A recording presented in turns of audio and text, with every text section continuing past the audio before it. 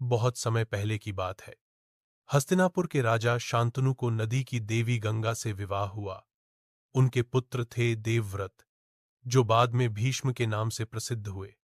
देवव्रत एक वीर, ज्ञानी और महान योद्धा थे। वे पिता शांतनु के बहुत प्रिय थे। समय बीतता गया। गंगा देवी उन्हें छोड़कर चली गईं। एक दिन राजा शांतनु को एक सुंदर कन्या सत्यवती से प्रेम हो गया। वह मछुआरे की बेटी थी।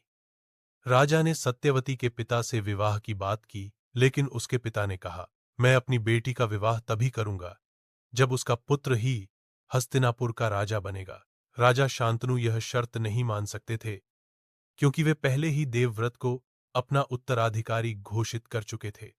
दुखी होकर राजा महल लौट आए। जब देवव्रत को इसका पता चला, तो उन्होंने अपने पिता की खुशी के लिए कुछ ऐसा किया जो आज भी इतिहास में अमर है। देवव्रत ने 3 भयानक व्रत लिए। उन्होंने अपने राज्य के अधिकार का त्याग कर दिया। उन्होंने कहा कि सत्यवती का पुत्र ही राजा बनेगा। लेकिन मछुआरे को डर था कि देवव्रत के पुत्र भविष्य में राजा बनने का दावा कर सकते हैं।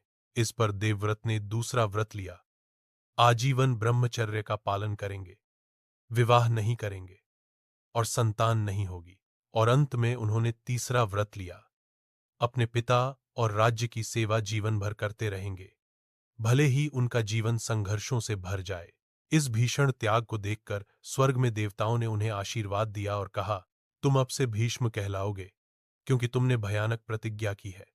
तुम्हें इच्छा मृत्यु का वरदान मिलता है। तुम तब तक जीवित रहोगे जब तक स्वयं मृत्यु का वरण नहीं करोगे।